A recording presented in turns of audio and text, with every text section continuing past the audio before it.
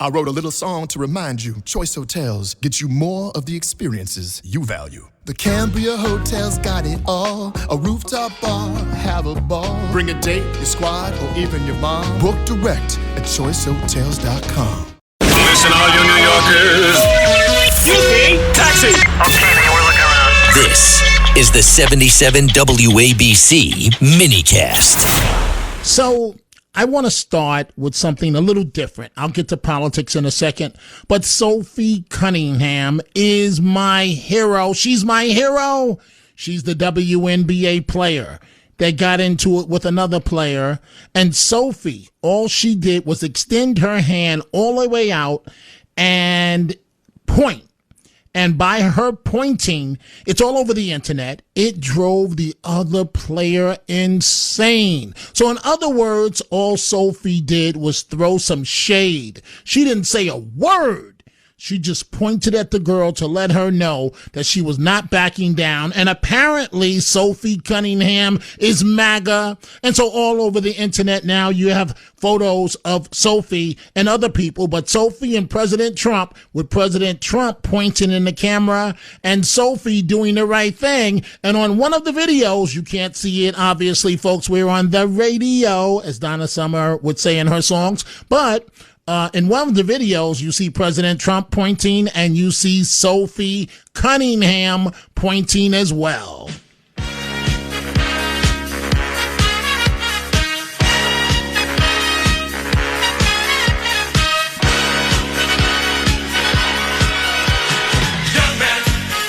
So, Carlos, I see you bopping back and forth there, you and Philippe in the control room. Folks, it's amazing what this young lady did, standing up for Caitlin Clark. It's about time that somebody does it. Now, by the way, did I point out that Sophie, it happens to be white, the other player happens to be black, and boy, did Sophie get under her skin. So I want to share one of the emails that I just received, one of the emails that came in from the lovely Dara talking about Caitlin Clark. We're getting to Iran in just a second, I assure you of that. Dara says, Dominic, when I saw the video of that animal on Caitlin Clark's neck, I couldn't believe it. The attacker had arms like a professional football player. Dara, I thought exactly the same thing. Massive muscles, disgusting. Is she really a biological woman or one of those guys running around as a woman? Obviously taking steroids, Dara. So I thought the same thing. Dara. And so Sophie Cunningham is revealing what led to this, right? So she got into an argument. She was coming to Caitlin Clark's defense, and she got into an argument with a Dawana Bonner. Dawana, maybe that says all that needs to be said. I'm going to leave that alone. But the young lady's name is Dawana. Hey, Dawana. Is that a common name? I don't know. Is that a ethnic name? Is that or maybe I should say urban name. Okay, urban. Dawana. So she got into it with Sophie. Sophie got into it with Dawana, and the players are trying to pull them apart. And then you just see Sophie Cunningham point like in defiance. And the girl is livid trying to get to Sophie. And no offense, folks, Sophie is the little white girl. Even though she's kind of tall, she's not backing down. And Dawana is livid. So it's a movement that's all over the internet with Sophie Cunningham pointing. I'll come back to that. Hey, what do you do with a socialist mayor that was born in Uganda, and all of a sudden comments are starting to be made about him running for president? It's got to be a joke, right? Because they're talking about Mamdani, but it's not a joke. I want you folks to listen to the conversation on This Week. I noticed that you're turning 35 soon, right? In a few months, yes. So you now hit one of the constitutional requirements to run for president. But there's another one that says you have to be a natural-born citizen. You were not born here. Yes. But do you think that's something that should be changed in the Constitution? It would take an amendment, but do you think that we should change that? No. No? I think the Constitution looks good the way it is. Just the way it is. Just the way it is. I'm very excited to focus on New York City. But thank you for reminding me of my upcoming 35 mortality. years old. 35 years old. All right. Yes, sir. Folks, whenever I say that means I'm throwing shade because there's nothing positive to say. My grandmother raised me the right way. When you don't have something positive to say, just shut up. Mom Donnie, you running for president is almost like pretty boy governor of California, Gavin Newsom, running for president. Never's going to happen, and you can't do so based on the Constitution, Mom Donnie. And so the White House press secretary, Carolyn Levitt, just back recently from having her second child, Carolyn Levitt, as it relates to Iran. And folks, this situation seems to be escalating. The two countries, the U.S., Iran, set to meet tomorrow. Says violence, based on what happened this weekend between both countries, will be met with violence. Violence will be met with violence. As you mentioned, Brian, there were attacks on commercial vessels that the United States of America, directed by the president, responded to, and that will continue to happen, but we hope we don't see that.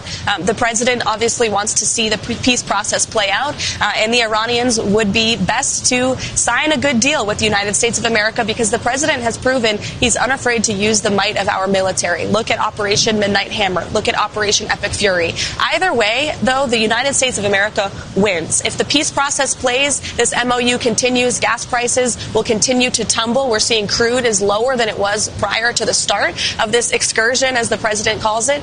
Or if Iran chooses to be a bad actor, they'll prove themselves to be the pariah of the Middle East. They've totally alienated themselves from their Gulf and Arab partners in the region. And the United States of America has the best and strongest military in the world. The president retains the right to use it. So it's going to be interesting. I asked the same question I posed early this morning. What do you do with a country that they feel have nothing to lose? They're reckless, crazy. What do you do with a situation like that? And you've got to stop them. You don't have the option of just laying back, falling back. You've got to stop them from developing a nuclear weapon. What do you do in that situation? What I'm trying to say is anyone can come up with problems to a solution. I want to hear some answers.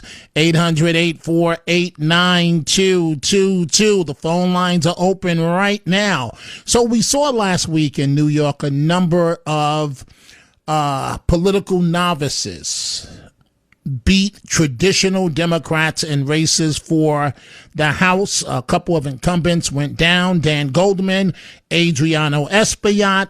And on Meet the Press, this is what's going to happen to Democrats all over the country. They're going to be asked, for example, in the race that Adriano Espaillat lost, a traditional Democrat, to this lady that's cuckoo for Cocoa Puffs.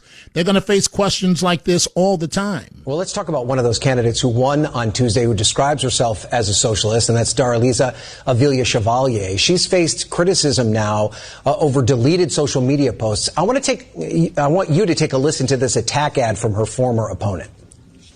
Let's meet Darlisa in her own words. Thank you, everyone. She won't stand by Kamala Harris. Okay, let's get to business. She won't stand by Joe Biden. She even called him a rapist. She won't stand by veterans or the American flag. She stands with dividing us by race. Meet the real Darlisa, the one she tried to delete. So to be clear, Senator, that was an attack ad from a fellow Democrat. You've talked about this bigger tent. If you're saying the Democratic Party needs a bigger tent, does that include someone who called a former Democratic president of the United States a rapist? Yeah, well, I mean, I'm not super familiar with that race. All I'm saying is that this party has to have a real contest of ideas. And so, again, that's Chris Murphy of Connecticut. And get used to those answers all over the country. You're going to hear Democrats say that. I'm not used to that race. I don't have the facts of that race. Because what do you say in terms of Adriano Espaillat going down and this lady that's cuckoo for Cocoa Puffs being elected, winning the primary? And we all know you win the primary in New York, you are an all all but the elected official, the general election becomes just a foregone conclusion. Sometimes things can happen that are drastic, but for the most part, she is going to Congress.